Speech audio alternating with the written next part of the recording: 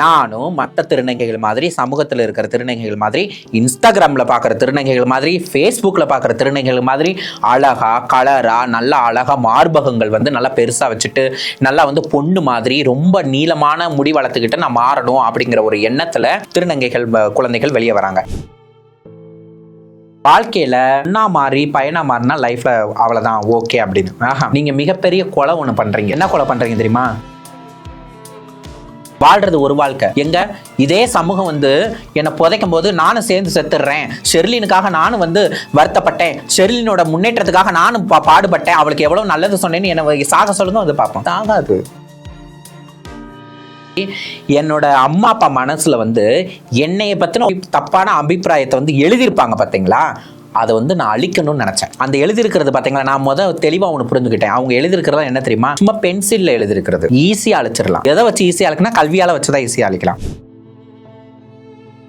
இந்த மாதிரி கையை தட்டி நான் கேட்ட உடனே எனக்கு 10 ரூபாய் கொடுக்குறாங்க. மனசு வந்து ஒருத்தன் திட்டிக்கிட்டு கொடுப்பான், 100% ஒருத்தன் தான் என்ன திட்டிட்டு கொடுப்பான், மீதி உள்ள பேரு சாமின்னு கொடுப்பாங்க, பாவம்னு கொடுப்பாங்க. இதுங்களுக்கெல்லாம் யாருக்கா அப்படின்னு கொடுப்பாங்க. வயசானவங்களா பாவம் கொடுப்பா அப்படிலாம் சொல்லுவாங்க. நான் கொடுத்து வச்சிருக்கணும். அதை போய் நீ அபகரிச்சு வாங்குற அப்படின்னா உன்ன மாதிரியான ஒரு ஈனப்பிறவி இந்த உலகத்துல கிடையாது. பிச்சை எடுத்துட்டு வந்து படி, தப்பே கிடையாது. நான் உன்னை ஊக்குவிக்கல. உங்ககிட்ட என்ன சொன்ன, பிராக்டிக்கலா யோசி. உனக்கு இந்த சமூகத்துல இருக்கிற வந்து வாய்ப்புகள் இருக்கா, அழகா படி. இப்ப தமிழ்நாட்டுல அந்த சர்ஜரி பண்றதுக்கு உண்டான ஃபெசிலிட்டிஸ் இருக்குன்னு நீங்க நினைக்கிறீங்களா? போதுமான அளவெல்லாம் இல்ல. போதுமான அளவு இல்லை. ஏனோ தானன்னு பண்றாங்க, அவ்வளவுதான். இவங்களுக்கு வந்து இந்த குழந்தைகளுக்கு வந்து சர்ஜரி பண்ணணுங்கிற ஆர்வத்துல எங்கேயோ ஒரு இடத்துல போயிட்டு சும்மா அறுத்து போட்டா போதும் அப்படின்னு நினைச்சிடறாங்க. கிடையாது.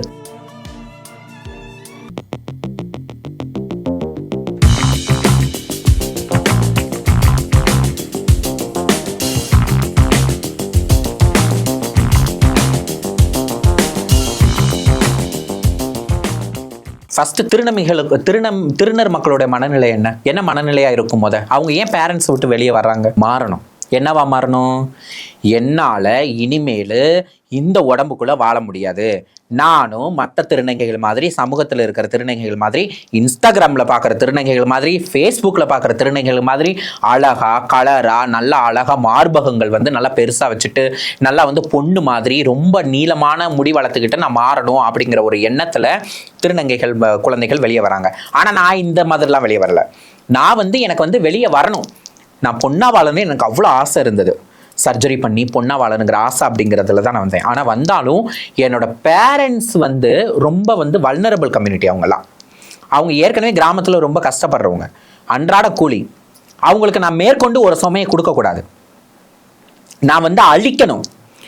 என் மீது இழிவாக எழுதப்பட்ட ஒரு விஷயத்த என் பேரண்ட்ஸோட மனநிலையில் என்னுடைய சுற்றம் சூழ இருக்கிற உறவினர்களாக இருக்கட்டும், நபர்களாக இருக்கட்டும் சரி, என்னோட அம்மா அப்பா மனசில் வந்து என்னைய பற்றின ஒரு தப்பான அபிப்பிராயத்தை வந்து எழுதியிருப்பாங்க பார்த்தீங்களா, அதை வந்து நான் அழிக்கணும்னு நினச்சேன்.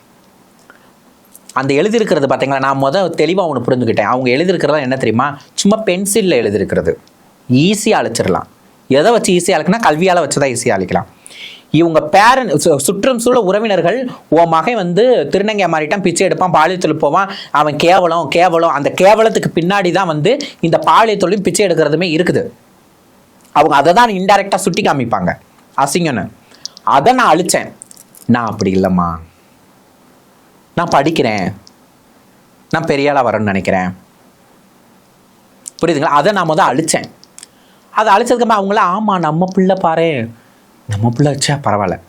இப்போ என்ன சொல்லுவாங்கன்னா, என்னோட பிள்ளை வந்து இப்படிதான் போனாலும் சரி, என் பிள்ளை நல்லா கௌரவமா வாழுது.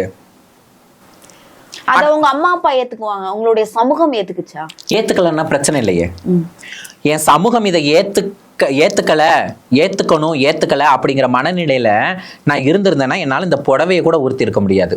அப்போ நான் வெளியவே வந்திருக்க மாட்டேன். எனக்காக நான் வாழ்றேன், என்னோட உணர்வுக்காக நான் இருக்கேன். வாழ்றது ஒரு வாழ்க்கை. எங்க இதே சமூகம் வந்து என்னை புதைக்கும் போது நானும் சேர்ந்து செத்துடுறேன், ஷெர்லினுக்காக நானும் வந்து வருத்தப்பட்டேன், ஷெர்லினோட முன்னேற்றத்துக்காக நானும் பாடுபட்டேன், அவளுக்கு எவ்வளவு நல்லது சொன்னேன்னு என்ன சாக சொல்லுங்க வந்து பார்ப்போம். சாகாது. அவங்கவுங்களோட வாழ்க்கை அவங்கவுங்க வாழ்ந்தாகணும். இப்போ இங்கே மெயினாக வந்து நீங்கள் கேட்ட மாதிரி இப்போ இந்த பாலியல் தொழிலையும் சரி, பிச்சை எடுக்கிறது சரி, பணத்தை வந்து அபகரிக்கிறாங்க பார்த்தீங்களா, இதெல்லாம் ரொம்ப இழிவான ஒரு விஷயமா நான் பார்ப்பேன். நானும் பிச்சை எடுத்திருக்கேன். என்னை வந்து 9 திருநங்கை அரவாணி அப்போல்லாம் சொன்னாச்சு, இதுங்களை பாரு ஆம்பளை அப்போல்லாம் சொன்னால் எனக்கு கோவம், நான் சண்டை போட்டிருக்கேன் பிச்சை எடுக்கிற இடத்துல. ஆனால் மற்ற நேரங்களில் நான் அவ்வளோ டீசெண்டாக வாங்கிட்டு வருவேன். நான் கொடுத்து வச்சிருக்கணும். இந்தியா மாதிரி ஒரு கண்ட்ரியில தான் இந்த மாதிரி கையை தட்டி நான் கேட்ட உடனே எனக்கு 10 ரூபாய் கொடுக்குறாங்க. மனசு உகந்து ஒருத்தன் திட்டிக்கிட்டு கொடுப்பான், 100% ஒருத்தன் தான் என்ன திட்டிட்டு கொடுப்பான், மீதி உள்ள பேரு சாமின்னு கொடுப்பாங்க, பாவம்னு கொடுப்பாங்க. இதுங்களுக்கெல்லாம் யாரு இருக்கா அப்படின்னு கொடுப்பாங்க. வயசானவங்களாம் பாவம்பா கொடுப்பா அப்படிலாம் சொல்லுவாங்க. நான் கொடுத்து வச்சிருக்கணும். அதை போய் நீ அபகரிச்சு வாங்குற அப்படின்னா உன்ன மாதிரியான ஒரு ஈனப்பிறவி இந்த உலகத்துல கிடையாது. அசிங்கம். அப்படி என்ன நீ நகை நட்டு வாங்கி போடுற, அப்படி என்ன உனக்கு பங்களா கேக்குது, அப்படி என்ன நீ வந்து விதவிதமா சோறு போட்டு சாப்பிடணும், நீ அசிங்கமா இல்ல? இதே இடத்துல அவங்களுக்கு அந்த வழி தெரியல. ஒரு திருநங்கையோட அண்ணனோ தம்பியோ இதே இடத்துல வந்து ஒரு காசு பறிச்சு ஒரு திருநங்கை வந்து அந்த தம்பியோ அண்ணனோ, திருநங்கையோட தம்பியோ அண்ணன் கிட்டயோ காசை பறிச்சு இழிவா பேசி கேவலமா பேசி அடிச்சால வச்சாலும் அந்த திருநங்கைக்கு வலிக்கும். அப்பதான் தெரியும் அந்த திருநங்கைக்கு அது எவ்வளவு பெரிய வலின்னு. என் தம்பி இந்த மாதிரி வந்து ஒரு கஷ்டப்பட்டா நான் விட்டுருவேனா, எனக்கு கொதிக்கும். அப்புறம் ஊர்ல உள்ளவங்களா சும்மாவா? எனக்குலாம் ரொம்ப கோபமான ஒரு விஷயம் என்னன்னா, ஒரு தடவை நான் வந்து ட்ரெயின்ல வந்து வந்துகிட்டு இருந்தப்போ நான் மேல படுத்துட்டு இருக்கேன். எனக்கு கீழே ஒரு நபர், ஒரு 26, 27 வயசு இருக்கும், வேலை கஷ்டப்படுறான் போல, பொழைக்கிறதுக்கு சென்னைக்கு வர்றான் போல, புரியுதுங்களா? ஒரு திருநங்கை வராங்க, அவங்க கிட்ட இருந்ததே 70 ரூபா தான். நான் மேலே படுத்துக்கும்போது அவன் பச தரமும் தெரியுது 70 ரூபா தான். அந்த 20 ரூபாயை அந்த வர்ற திருநங்கை கிட்ட கொடுக்குறான் அந்த பையன். என்கிட்ட அந்த இவன் வந்து என்ன பண்றான், எனக்கு 10 ரூபா கொடுங்க அப்படிங்கிற மாதிரி வார்த்தைகளை எடுக்கிறாரு, பிணையிறாரு, எல்லாம் பண்றாரு. ஆனா வந்து அந்த திருநங்கை 10 ரூபாய் 20 ரூபாய் எடுத்துட்டு போயிட்டாங்க. அந்த நபர் வந்து அந்த பர்ஸை திறந்து ஒரு ஆழமான ஒரு பார்வையை பார்த்து அந்த பர்ஸை மூடுனது பாத்தீங்கன்னா எனக்கு அவ்வளவு வலிச்சிச்சு, அவ்வளவு வலிச்சிச்சு. 50 ரூபாய் வச்சு அந்த பையன் என்ன பண்ணுவான்? நீ அந்த சிஸ்டர், பாலியல் தொழில் பிச்சை எடுக்கிறது அவ்வளவு வருமானம். ஒரு ட்ரெயினுக்கு 1200 ரூபாய். அப்ப 5 ட்ரெயின் கேட்டா போச்சு. என்னைய வந்து என்கிட்ட வருமானம் என்னை வச்சு வருமானம் சம்பாதிக்கிறவங்களுக்கு 1000 ரூபாய் கொடுத்தா கூட 3000 ரூபாய் 2000 ரூபாய் மிச்சமே.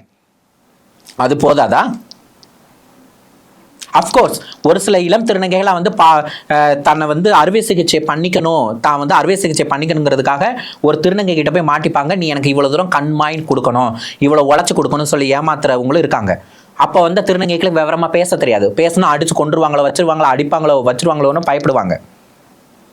அப்போ மொத்த காசையும் கொண்டு போய் கொடுத்துதான் ஆகணும். இதெல்லாம் வந்து கண்டிக்கத்தக்க விஷயம். இதுக்கெல்லாம் நான் ஆதரவே கிடையாது. செய்யும் தொழிலே தெய்வம். பிச்சை எடுக்கிறியா, யாசகம் கேட்குறியா, நோ ப்ராப்ளம். உனக்கு வருமானம் இல்லை, உன் படிப்பு வந்து இங்கே பறிக்கப்பட்டுருச்சு, இடைநிற்றல் ஆயிடுச்சு, உனக்கு வருமானம் இல்லை, பேரண்ட்ஸ் துரத்திட்டாங்க, நோ ப்ராப்ளம். மனமு வந்து கொடுக்கறத வச்சு நீ வாழ்றது தான் உனக்கு வந்து ஒரு நல்ல நிலையான ஒரு வாழ்க்கையை அமைச்சு தரும், ஒரு சந்தோஷமான வாழ்க்கையை அமைச்சு தரும். கோடி கணக்கில் வந்து அடுத்தவங்க மனசை வந்து செங்கக்கல்லால் தேய்ச்சி ரத்த வர அளவுக்கு தேய்ச்சி அந்த பணத்தை நீ அந்த ரத்தக்கரை படைஞ்ச பணத்தை வாங்கி நீ என்ன பண்ண போற? இது தவறான விஷயம். கண்டிப்பா. இப்போ நீங்க உங்க அம்மா அப்பாவை மாத்தினேன்னு சொன்னீங்க, அது என்னுடைய கல்வியால தான் நான் மாத்தினேன் அப்படின்ட்டு நீங்க சொல்லும் போது எனக்கு அப்படி உடம்புமே சிலுக்குது. ஆனா இதே மாதிரி நீங்க வந்து இந்த சமூகத்தை மாத்தணும் அப்படின்னு எனக்காக யோசித்தது உண்டா? கண்டிப்பா யோசிச்சிருக்கேன். நான் வந்து பிரசிடென்சி காலேஜில் படிச்சுட்டு இருந்தேன். நான் ட்ரெயினில் போயிட்டு வருவேன். திருவல்லிக்கேணியில் ஒரு குழந்தை, சின்ன குழந்தை, டப்பு டப்பு டப்பு டப்பு டப்புன்னு வசூல் பண்ணி கொடுக்குது. வசூல் பண்ணி வாங்கி வச்சுக்குது. அந்த குழந்தைய நான் ரொம்ப நாள் பார்க்குறது உண்டு. ஒரு நாள் அந்த குழந்தை வந்து நான் ட்ரெயினுக்கு வெயிட் பண்ணிவிட்டு அந்த குழந்தை வர்றாங்க. நான் அந்த குழந்தையும் சந்திக்கக்கூடிய சூழ்நிலை வருது. அந்த குழந்தை என்கிட்ட பேசுகிறாங்க. நான் பொதுவாக வந்து அவங்கக்கிட்ட ரொம்ப கவனமாக பேசுவேன். ஏன் அப்படின்னா, நான் படிக்கிறேன் அப்படிங்கிற ஒரு திமிரு ஏதோ ஒரு விஷயத்தில் வந்து ஒரு சின்ன இடத்துல கூட வெளிப்பட்டுருச்சுன்னா அந்த குழந்தைக்கு அது ரொம்ப கஷ்டமான விஷயம். அதை என்னால் ஃபீல் பண்ண முடியும். அந்த குழந்தைகிட்ட வந்து அந்த குழந்தைய நானும் பேசுகிறோம். அழகான சின்ன குழந்தை, ரொம்ப சின்ன குழந்தை, அது படிக்கக்கூடிய வயசு, பள்ளிக்கூடம் போக வேண்டிய வயசு. அப்போ அந்த குழந்தைய நானும் பேசிக்கிறோம். அது அந்த பொண்ணு என்கிட்ட நல்லா பேசுது, நானும் பேசுகிறேன். அப்போ நான் சொல்கிறேன், எனக்கு ரொம்ப பசிக்குது, எனக்கு சாப்பிடக்கூடிய இடம் எங்கேயாவது இருக்கான்னு கேட்டேன். அந்த ஏரியா சைடு நான் போனதில்லை, நான் இந்த சைடு வரவே இப்போ. அப்போ அந்த குழந்தை வந்து என்னை வந்து திருநங்கை குழந்தை வந்து சாப்பிட இழுத்துட்டு போது, இந்த இருக்க கடை நீங்கள் சாப்பிடுங்க அப்படின்னு. அந்த இடப்பட்ட நேரங்களில் அந்த அந்த அந்த சாப்பாடு கடைக்கும் அந்த ரயில்வே ஸ்டேஷனுக்கு இடப்பட்ட நேரத்தில் நாங்கள் நடக்கும்போதில், படிக்கிறியா, ஓ எப்படி பொம்பளை பிள்ளைங்க கூட உட்காந்தா படிக்கிற, படிக்கிறியா, உன்னை யார் எதுவும் ஒரு மாதிரி பார்க்க மாட்டானுங்களாடி, உன்னை யார் எதுவும் பேச மாட்டானுங்களா, உன்னை யாரும் கிண்டல் பண்ண மாட்டானுங்களா, வாத்தியாருங்களா உன்னை எப்படி பார்ப்பாங்க? அந்த அந்த அந்த எதிர்பார்ப்பு பாருங்களேன், என்னை ஒரு மாதிரி ரொம்ப வலிச்சிச்சு. அந்த எதிர்பார்ப்பு ஒரு மாதிரி ஒரு மாதிரி என்னை ஏதாவது பண்ணணும்னு சொல்லி அப்போ எனக்கு தோணுச்சு. எனக்கு அன்னைக்கு முழுக்க அதே சிந்தனை தான். அந்த குழந்தை என்கிட்ட ஒரு பொய் சொல்லுச்சு, நானும் படிக்கிறேன். எங்கே படிக்கிறேன்? எனக்கு தெரியும் அந்த குழந்தை படிக்கலன்னு. எங்கே படிக்கிற அப்படி சொல்லி கேட்டேன். லோயலாவில் படிக்கிறேன். என்ன படிக்கிறேன்? விஸ்காம். அப்போ லோயலாவில் விஸ்காம்னு ஒரு படிப்பு படிப்பாங்கங்கிறது அது மனசில் மனப்பாடம் பண்ணி வச்சுருந்துருக்கு அந்த குழந்தை. என்கிட்ட சொல்லுது. நான்ல பொய் சொல்லாதன்னு சொல்லவும் இல்லை, எதுவுமே பண்ணல. என் மனசுக்குள்ளே தோணுன ஒரு விஷயம் என்ன அப்படின்னா, என்னை மாதிரியான அவளை போல் தான் நான், என்கிட்ட அவள் தோற்று போயிடக்கூடாது அப்படின்னு நானும் படிக்கிறேன்னு சொல்லி சொன்னா பார்த்தீங்களா, அந்த பொய்யில் வலிகள், ஏக்கம், எவ்வளோ விஷயங்கள் இருந்தது. எனக்கு அதை பார்த்ததும் ரொம்ப, அதை கேட்டதும் எனக்கு ரொம்ப, அந்த குழந்தைய பார்த்ததும் சரி, அந்த குழந்தை பேசின வார்த்தைகள் சரி, என்னை ரொம்ப ஏதாவது ஒன்று பண்ணணும்னு சொல்லி தோணுச்சு. அதுலேருந்து தான் நான் வந்து படிக்கக்கூடிய திருநங்கைகளுக்காக நான் வந்து பாடுபட்டுருக்கேன். அவங்களுக்கு சர்ஜரி ரிலேட்டடாக, அவங்களோட மற்ற விஷயங்களுக்கெல்லாம் நேம் சேஞ்ச் பண்ணுறது எல்லாமே. ஓகே, என்னால் முடிஞ்சது என்கிட்ட உள்ள இன்ஃபர்மேஷனை நான் ஷேர் பண்ணுறேன். கண்டிப்பாக அதுவே இந்த உலகத்தில் பெரிய விஷயம். அந்த மாதிரி. ஸோ நான் வந்து என்ன சொல்லுவேன் அப்படின்னா, படிக்கக்கூடிய திருநங்கைகளை நம்ம ஊக்குவிக்கணும் அப்படின்னா, முதல்ல அவங்களோட மனநிலை என்ன அப்படிங்கிறத பார்த்தோம் அப்படின்னா, மாறணும். நான் மாறணும். ஏன் நீங்கள் மாறணும் அப்படின்னு கேட்டால் அது வந்து மிகப்பெரிய அநீதி. ஒரு திருநங்கை வந்து நீங்கள் ஏன் மாறணும் அப்படின்னு கேட்டால் அநீதி. ஏன்னா எனக்கு மாற சொல்லுது. என் உணர்வு இப்படித்தான் வாழணும்னு எனக்குள்ள ஒரு சில கோட்பாடுகளை வந்து அது கிரியேட் பண்ணுது. நான் இப்படித்தான் வாழணும்னு. அப்போ நான் மாறுறேன். அப்போ மாறுறதுக்கு எங்கே உதவி? சாப்பாடு தங்குறதுக்கே கஷ்டமாக இருக்குது, படிப்பையும் விட்டாச்சு. நம்ம சும்மா ஒரு விக்கு ஏதோ ஒன்று வச்சுட்டு போய் நம்ம இப்போ உள்ள சமூகத்திட்ட போய் நம்ம வேலை ஏதாவது கேட்டோம் அப்படின்னா அவங்க என்ன நினைப்பாங்க? வேஷம் போட்டுட்டு வந்திருக்கேன், ஆம்பளை அப்படி சொல்லி அந்த குழந்தையோட மனசை சுக்குநூறாக உடச்சிருவாங்க சிஸ்டர். ரொம்ப பண்ணுவாங்க, பாலியல் ரீதியாக துன்புறுத்துவாங்க. இந்த மாதிரிலாம் நடக்குது. இப்போ எங்கே போவேன் நான் சர்ஜரிக்கு? எவ்வளோ சர்ஜரிக்கு செலவாகும்? 20,000, 15,000? ஒரு குழந்தைக்கு, ஒரு திருநர் குழந்தைக்கு வந்து, ஒரு திருநங்கை வந்து சர்ஜரி பண்ணணும்னா அந்த குழந்தைக்கு வந்து 30,000 கிட்டத்தட்ட 12 லட்சம் வரைக்கும் வந்து சர்ஜரிக்கு உண்டான காஸ்ட் எல்லாம் இருக்குது. அது பண்ணக்கூடிய இடத்த பொறுத்திருக்கு, கண்ட்ரியை பொறுத்திருக்கு, எல்லாமே. புரியுதுங்களா? அப்ப அந்த குழந்தை எங்க போய் காசு கேட்கும்? அந்த சர்ஜரி பண்றதுக்கு உண்டான ஃபெசிலிட்டிஸ் இருக்குன்னு நீங்க நினைக்கிறீங்களா? போதுமான அளவு? போதுமான அளவெல்லாம் இல்லை. போதுமான அளவு இல்லை. ஏனோ தானன்னு பண்றாங்க, அவ்வளவுதான். இவங்களுக்கு வந்து இந்த குழந்தைங்களுக்கு வந்து சர்ஜரி பண்ணணுங்கிற ஆர்வத்தில் எங்கேயும் ஒரு இடத்துல போயிட்டு சும்மா அறுத்து போட்டால் போதும் அப்படின்னு நினச்சிடறாங்க. கிடையாது. தட்ஸ் உன்னோட உடம்பை மாற்றிக்கிறதுக்காக நீ உங்கள் அப்பா அம்மாவையே விட்டுட்டு வந்திருக்க. அப்போ நீ என்ன மாதிரியான எய்ம் வச்சுக்கணும் பாருங்க. புரியுதுங்களா? அதே மாதிரி சர்ஜரி பண்ணுறதும் பண்ணாததும் அவங்கவுங்களோட விருப்பம். நான் பெண்ணா என்ன நான் சொல்கிறேன், நான் பெண்ணா அலங்கரித்து என்ன நான் வாழ்கிறேன், நான் பெண்ணுன்னு சொல்கிறேன் அப்படின்னா நான் என்ன அடையாளத்தை சொல்கிறேனோ அதை வச்சு தான் நீங்கள் ரெஸ்பெக்ட் பண்ணணும். அதுதான் பேசிக் ரெஸ்பெக்ட். ஒரு மனிதனுக்கு, ஒரு மனிதனோட அடையாளத்துக்கு நம்ம கொடுக்கக்கூடிய மரியாதை அதுதான். நான் என்ன சொல்கிறேனோ, எப்படி நடந்துக்கிறேனோ, எப்படி உங்ககிட்ட இருக்கணும், அதை வச்சு நீங்கள் என்னை ரெஸ்பெக்ட் பண்ணணும். இதுதான் ஒரு அன்பு கலந்த ஒரு மரியாதை கூட. அப்போ இந்த குழந்தைங்க எங்கே போகும்? வருமானத்துக்கு. காலங்காலமாக நடக்கிறது இதுதான். மூத்த திருநங்கைகள் கிட்ட இந்த திருநங்கைகள் வந்து சேருவாங்க. அந்த மூத்த திருநங்கைகள் வந்து இந்த திருநங்கை வச்சு லாபம் பார்ப்பாங்க. அதாவது 20,000 சர்ஜரிக்கு இந்த திருநங்கை வந்து வருஷம் முழுக்க உழைச்சி கொடுக்கணும், 5 வருஷம் உழைச்சி கொடுக்கணும், 10 வருஷம் உழைச்சி கொடுக்கணும். அப்போது இதே மாதிரி வந்து ஒரு திருநங்கை வந்து ஒரு நாளைக்கு 1000 ரூபாய் கொடுக்குறாங்கன்னு வச்சுக்கோங்க அந்த மூத்த திருநங்கை கிட்ட. இதே திருநங்கை மாதிரி 10 பேர் அங்கே மாறணும்னு வந்திருப்பாங்களே, அந்த 10 பேர் ஒரு நாளைக்கு கொடுத்தா எவ்வளோ ஆகுது? 10,000. இந்த காசை பார்த்த ஒரு மூத்த திருநங்கையா இருக்கட்டும், ஒரு ஒரு ஒரு தலைவியா இருக்கட்டும், எப்படி விடுவாங்களா இவ்வளவு பணத்தை பார்த்து? விட மாட்டாங்க. அப்போ அட் தி எண்டு இந்த குழந்தைக்கு என்ன அநீதி நடக்குது அப்படின்னா, நான் வந்து 5 வருஷம் உழைச்சு கொடுக்குறேன், ஒரு நாளைக்கு 1000 ரூபாய்னாலும் மாசத்துக்கு 30,000 ஆகுது. அப்போ கணக்கு பட்டா எங்கேயோ போய் சேருதே. ஆனால் அந்த திருநங்கைக்கு எவ்வளோ சர்ஜரி பண்ணி விடுவாங்க தெரியுமா? 30,000, 20,000. நான் கேட்குறேன், அவங்க அப்பாவுக்கு வந்து ஹார்ட் ஆப்ரேஷன் பண்ணணும், சும்மா ஒரு கிளினிக் போய் ஒரு ஊசியை போட்டுட்டு வருவாங்களா, பெயின் கில்லர் போட்டுட்டு வருவாங்களா இந்த மூத்த திருநங்கைகள்? அவங்க அம்மாவுக்கு ஏதோ சுகரு, கவர்மெண்ட் ஆஸ்பத்திரியில் இழுத்துட்டு போய் சும்மா ஏதாவது ஒரு மாத்திரை வாங்கி கொடுப்பாங்களா? அப்போ ஊரார் பிள்ளைன்னா உங்களுக்கு வந்து கேப்பார் கட்டு போய் கிடக்குறேன். தப்பு இல்லை இதெல்லாம். என்னை நீ நான் வந்து மூத்த திருநங்கைகள்கிட்டே மாற்றி காசு கொடுத்தேன். சமூக போராளின்னு சொல்கிற ஒரு ஊழல் ராணி, அவங்க என்னோட வீடியோஸ் பார்த்தவங்களுக்கு தெரியும், ஒரு ஊழல் ராணி, அவங்ககிட்டையும் காசு கொடுத்து ஏமாந்துருக்கேன்.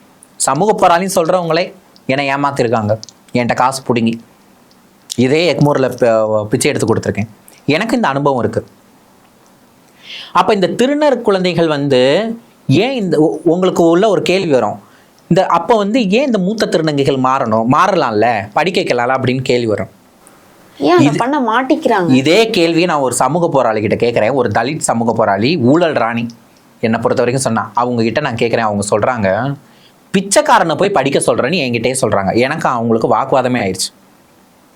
யாரு பிச்சை எடுக்கவே போகாத, பாலியல் தொழில் நிற்காத, ப்ரிவிலேஜா வாழ்ந்து சமூக சேவை செய்யறன்னு கோடிக்கணக்கில் லாபம் பார்க்குற ஒரு நபர் அதை செய்யறாங்க. இல்ல, அவங்க அந்த இடத்துக்கு வந்திருக்காங்கன்னா இதெல்லாம் கடந்து தானே வந்திருப்பாங்க. இல்ல, அவங்க அதெல்லாம் பண்ணல. எப்படி? யாரோ ஒருத்தவங்க மூலமா உதவி, அந்த உதவி பண்ணவங்க கண்டிப்பா இப்போ இந்த காலத்துல வந்து ஒருத்தவங்க உதவி பண்றாங்கன்னா நம்ம கிட்ட இருந்து கண்டிப்பா ஒரு விஷயம் வந்து எதிர்பார்ப்பாங்க. அது பொண்ணா இருந்தாலும் எதிர்பார்ப்பாங்க, ஆணா இருந்தாலும் எதிர்ப்பாங்க, திருநங்கையா இருந்தாலும் எதிர்பார்ப்பாங்க. எதிர்பார்க்காம அவங்க அந்த இடத்துக்கு எதிர்பார்ப்பாங்க தான் கண்டிப்பா. அந்த இடத்துக்கு வந்து எதிர்பார்க்காம வந்திருப்பாங்கன்னு கேட்குறீங்களா? அவங்க வந்து உண்மையிலே நல்ல மனநிலை கொண்டவங்க தான், நல்ல மனநிலை, நல்ல சமூக உணர்வு கொண்டவங்க தான். காலகாலத்தில் புகழும் பணமும் சேர சேர அடிமைத்தனத்தை கையாண்டு பணத்தை நல்லா சுரண்டி குடும்பத்துக்கே கோடிக்கணக்கில் புரள வைக்கிறது, இது ரொம்ப தவறான விஷயம் இல்லையா? ஸோ நானும் அந்த மாதிரி கஷ்டப்பட்டிருக்கேன். இந்த மாதிரி நான் ஜமாத்தில் உள்ளவங்ககிட்டையும் கஷ்டப்பட்டிருக்கேன். இந்த மாதிரி சமூக போராளின்னு சொல்லிட்டு இது பண்ணுறவங்ககிட்டே நான் மாட்டி சீரழிஞ்சு என் லைஃப்லாம் போயிருக்கு. சரிங்களா? இப்போ இந்த திருநர் குழந்தைகளுக்கு முக்கியமாக தேவை, இந்த திருநங்கை குழந்தைகளுக்கு முக்கியமான தேவை என்னென்னா கல்வி தான். அதை ஏன் மூத்த திருநங்கைகளை பண்ண மாட்டேங்கிறாங்கன்னு உங்களுக்கு கேள்வி வரும். சிம்பிள். ஒரு வல்னரபிள் கம்யூனிட்டி இன்னொரு வல்னரபிள் பர்சனை எப்படி வந்து ஆதரிக்க முடியும்? ஒரு வல்னரபிள் பர்சன் ஆல்ரெடி சமூகத்தில் வந்து அவ்வளவு ஏளனங்களையும் அவ்வளவு வழிகளையும் தாங்கி சுமந்து ஒவ்வொரு நாளையும் கடந்துட்டு போகிற ஒரு மூத்த திருநங்கை எப்படி இன்னொரு திருநங்கையை படிக்க வைக்க முடியும்? கஷ்டம். அவங்க படிக்க வைக்க முடியுங்கிறத தாண்டி அதை அவங்கக்கிட்ட எதிர்பார்க்குறதே கொஞ்சம் தப்புன்னு தான் நான் சொல்லுவேன். இப்போ உள்ள நான் மெச்சூரிட்டிக்கு சொல்லணும்னா அது தப்புன்னு தான் சொல்லுவேன். நம்ம கையை ஊனி நம்ம தான் கருணம். கண்டிப்பாக நீ கேளு. நான்லாம் என்னை வந்து பொதுவாக வந்து டு பி வெரி ஃப்ராங்க், நான் வந்து நிறைய பேருக்கு வந்து என்னை பிடிக்காது. காரணம் என்ன அப்படின்னா, என் கூட உள்ள நபர்கள்லாம் என்னை ஆழமாக புரிஞ்சவங்க தான் இருப்பாங்க. ஒரு ஸ்மால் சர்க்கிள் தான். நிறைய பேர் வெறுக்கிறது காரணம் என்ன அப்படின்னா, நான் எதவோ அதை ஓப்பனாக கேட்பேன். என்னை வச்சு ஏன் இப்படி பண்ணுற, எனக்கு கோவம் வந்துடும். நான் வந்து கேட்பேன். நான் அப்படி கேட்டு தான் வந்தேன். நீ மற்றவங்களுக்காக பேசணும் அவசியம் இல்லை, உனக்காக பேசு. பெற்றவங்களை விட்டுட்டு வந்திருக்க, கூட பழகிற அண்ணன் தம்பிங்களை விட்டுட்டு வந்திருக்க, படிப்பை விட்டுட்டு வந்திருக்க, ஃப்ரெண்ட்ஸுங்களை விட்டுட்டு வந்திருக்க, உடம்பை அறுத்து போடுற, முடி வளர்த்துக்கிற, ஒரு ஒரு ஒரு சின்ன மிஷின், ஒரு சின்ன கருவி இருக்கும், அதை வச்சு முடியெல்லாம் பிடுங்குவோம். அது அவ்வளோ வலிக்கும். இந்த இடத்துலலாம் பிடுங்கும்போது அவ்வளோ தூரம் கஷ்டப்பட்டு வந்திருக்க. இதெல்லாம் நீ தைரியமாக எதிர்பார்த்த. நீ சர்ஜரி பண்றது எவ்வளவு பெரிய வலி தெரியுமாங்க சிஸ்டர்? அதை நான் உணர்ந்திருக்கேன். என் கூட என்னுடைய ஃப்ரெண்டு வந்து பண்ண போது அதை நான் உணர்ந்தவா. அதனால அது எவ்வளவு பெரிய வலி தெரியுமா சிஸ்டர்? இதெல்லாம் தாண்டி வந்த நீயே உனக்கு ஒரு அநீதி நடக்கும்போது நீ ஏன் பேச மாட்டேங்கிற? பேசணும்ல. என்ன பொறுத்தவரைக்கும் பிராக்டிக்கலா திங்க் பண்ணணும். என்ன அப்படின்னா, எனக்கு படிப்பு போயிடுச்சு, எல்லாம் போயிடுச்சு, வாடகை கொடுக்கணும், சாப்பிட ஓகே, வேலைக்கு போனாலும் என்னை வந்து இது பண்ணுறாங்க. நான் சர்ஜரி பண்ணாமல் என்னால் ஒரு இடத்துக்கு வேலைக்கு போய் சகஜமாக இருக்க முடியுமான்னு தெரியல. சகஜமாக ஓகே, உன்னோட மனநிலை சர்ஜரி பண்ணாமல் உன்னால் காலேஜ் போக முடியாது, சர்ஜரி பண்ணாமல் வந்து உன்னால் வந்து வேலைக்கு போக முடியாது, முடி வளர்த்து அழகாக பொண்ணு மாதிரி தான் நான் போகணும் அப்படிங்கிற ஒரு மனநிலை வருதுன்னா நான் ரெஸ்பெக்ட் பண்ணுறேன். ஓகே, நீ வந்து இந்த மனநிலையோட உன் கோலையும் அச்சீவ் பண்ணணும். எப்படி பண்ணணும்? பிச்சை எடுத்துட்டு வந்து படி, அப்புறம் தப்பே கிடையாது. நான் உன்னை ஊக்குவிக்கல, உன்கிட்ட என்ன சொன்ன, ப்ராக்டிக்கலாக யோசி. உனக்கு இந்த இந்த இந்த சமூகத்தில் இருக்கிற வந்து வாய்ப்புகள் இருக்கா, அழகா படி. ஏன் நீ வந்து ஒரு நாளைக்கு வந்து கண்டிப்பாக 3000 தான் சம்பாதிக்கணுமா? இல்லை, ஒரு இடத்துக்கு போனேன்னா அழகா 1000 ரூபாய் 1500 ரூபாய் சம்பாதிச்சுன்னா அந்த அந்த பர்டிகுலர் ஏரியாவில் உள்ள திருநங்கைகளுக்கு 500 ரூபாய் 1000 ரூபாய் போதுமே. 1000 ரூபாயை சேர்த்து வை. கவர்மெண்ட்ல சர்ஜரி பண்றாங்க, பிடிக்கலையா பொறுமையா சர்ஜரி பண்ணு, அதுவும் பிடிக்கலையா காசு சேர்த்து வை. எவ்வளவு விஷயங்கள் இருக்குது. எனக்கு திருநர் குழந்தைகிட்ட பிடிக்காத ஒரே ஒரு விஷயம் என்ன அப்படின்னா, நான் பெண்ணா மாறணும், ஆணா மாறணும் இப்படிங்கிற ஒரே வாழ்க்கையில ஒரு சின்ன அங்கத்துக்காக ஒட்டுமொத்தத்தையும் நீ இழக்கிற. நீ அழகா படவரையற அவசரம், உனக்கு அழகா படவரைகிற எண்ணம் இருக்கு, அழகா படவரைகிற திறமை இருக்கலாம், அழகா வந்து ஒரு வேலையை அழகா நேர்த்தியா செஞ்சு முடிக்கிற திறமை இருக்கலாம், பியூட்டிஷியன் சார்ந்த அழகு கலை சார்ந்த திறமை இருக்கலாம், படிக்கக்கூடிய திறமை இருக்கலாம், புரியுதுங்களா, சிந்தனையாளரா இருக்கலாம், ரைட்டரா இருக்கலாம். உங்ககிட்ட வந்து ஒரு கலெக்டர், ஒரு IPS லெவல் IAS லெவல்ல படிக்கக்கூடிய திறமை கண்டிப்பாக இருக்கலாம். ஏன் அதை விட்டு கொடுக்குற? இப்ப நான் என்ன சொல்லுவேன் தெளிவா அப்படின்னா, திருநர் மக்கள் நீங்க நினைக்கிறீங்க வாழ்க்கையில பொண்ணா மாறி பையனா மாறினா லைஃப்ல அவ்வளவுதான் ஓகே அப்படின்னு. ஆஹா, நீங்க மிகப்பெரிய கொலை ஒண்ணு பண்றீங்க. என்ன கொலை பண்றீங்க தெரியுமா? காலங்காலமா நீங்க பிறந்ததுல இருந்து உங்களுக்கே உரித்தான, உங்களுக்குள்ளேயே முளைத்து தளிர் விட்டு பூத்து குலுங்குற அந்த திறமைகள் எல்லாத்தையும் பொண்ணா மாறணும் ஆணா மாறணும் குத்தி கொலை பண்ணி சாகடிக்கிறீங்க. தப்பும், இது ரொம்ப தப்பு. இன்னைக்கு நீங்க நல்லா யோசிங்களேன், திருநங்கைகள்ல மூத்த திருநங்கைகள்லாம் பார்த்துருக்கீங்களா? அவங்களாம் பார்த்தீங்கன்னா அவங்க ஃபேமிலியோட இருக்கும்போது நிறைய ஃபோட்டோஸ்லாம் பார்ப்பேன். நேர்த்தியாக ட்ரெஸ் பண்ணுறது, அழகாக இருக்கிறது, நேர்த்தியாக இருக்கு. அவங்க முன்னாடிலாம் போய் ஆடிக்கிட்டு பாருங்க. சரி, எங்கெங்க எப்படி ட்ரெஸ் பண்ணணுங்கிறது அது ஒரு நாலேஜ்னு வச்சுக்கோங்க. ஆனால் ஏன் அவங்க அந்த இடத்துல அதை தேர்ந்தெடுக்கிறாங்க? பேரண்ட்ஸ் கிட்ட போனது. ஏன்னா அப்பா அம்மா நம்மளை வந்து புரிஞ்சுக்கணும்னு ஒரு ஸ்டெப் முன்னாடி எடுத்து வைக்கும்போது, நம்மளோட உணர்வை மதித்து முன்னாடி ஒரு ஸ்டெப் எடுத்து வைக்கும்போது, எனக்கான சில ஆசைகள் என்னோட அப்பா அம்மாவை காயப்படுத்துது, எங்கள் அப்பா அம்மாவுக்கு எனக்கும் உண்டான உறவுங்கிற பாலத்தை உடை தெரியுது அப்படின்னா அதை நான் கைவிடலாம், தியாகம் செய்யலாம், தப்பே கிடையாது. இல்லை எனக்கு அதெல்லாம் தேவையில்லை, ஜல்தாகே அப்படின்னு நீ நினச்ச அப்படின்னா லைஃப்பை நீ எப்படி வேணாலும் வர. உடனே நான் கேட்கல, ஆனால் நீ வந்து அப்பா அம்மா பேரண்ட்ஸோட அக்செப்டன்ஸ் வேணும்னு எதிர்பார்க்குற ஆளாவும் இருந்து துணியெல்லாம் அவுத்து போட்டு துணியெல்லாம் இது பண்ணிட்டு நான் இப்படி தான் வாழுவேன், நான் ரோட்டில் நிற்பேன், நான் ரோட்டில் நிற்கிறத நான் ஃபோட்டோ எடுத்து போடுவேன், வீடியோ எடுத்து போடுவேன் அப்படிங்கிறது நீ வந்து எங்கள் அப்பா அம்மா என்னை ஏற்றுக்கல, நீ அழுகக்கூடாது, உனக்கு அந்த அதுக்கு உண்டான அருகதையே கிடையாது. உன்னை நீ பொண்ணாக தானே ஏற்றுக்கணும். என்ன நீ ரோட்டில் போய் முழு முண்டமாக இருப்ப, ஒரு ஆள்கிட்ட நான் வந்து போய் 100 ரூபாய் வாங்குவேன், மேலே 100 ரூபாய் கீழே 500 ரூபாய் வாங்குவேன், இதெல்லாம் தப்பு. அதை நீ சொல்கிற அப்படின்னா உன் பேரண்ட்ஸ்க்கு எப்படி இருக்கும்? உன் மனநிலையில இருந்து நீ உன்னை பார்த்துக்கணும்னு சொல்கிற.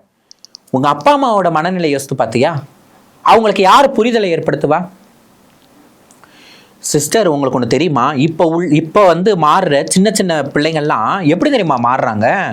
இன்ஸ்டாகிராமில் வந்து ஃபேஸ்புக்கில் யாராவது ஒரு ஆளை பிடிச்சிக்கிறாங்க, அவங்கள மாதிரி வந்து அழகா கலரா பெரிய லெவல்ல மாறணும், பெருசா பார்க்குறவங்க பொண்ணு மானியே இருக்குன்னு சொல்லி மாறணும்னு அந்த ஒரு எண்ணத்தினாலேயே பேரண்ட்ஸ் வந்து இல்லைம்மா நீ மாறாத, இப்போ மாறாத, பொறுமையாக மாறுப்பா, நாங்களே உங்களுக்கு சப்போர்ட் பண்ணுறோம், படிப்பை முடிப்பா அப்படி சொன்னாலும் பிள்ளைங்க உதறி தள்ளிட்டு வந்துடுதுங்க.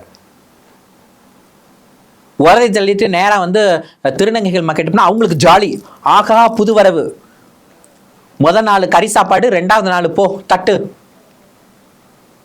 சர்ஜரி பண்ணணுமா வேண்டாமா தட்டு. உங்களை தான் நாங்கள் அம்மான்னு கூப்பிடுறோம், ஆயான்னு கூப்பிடுறோம், எல்லாம் பண்ணுறோம். அதுக்கு உண்டான உறவுக்கு ஏற்ற மாதிரி நீங்கள் இருந்தால் நாங்களும் உங்களை மதிக்க போகிறோம். சிம்பிள்.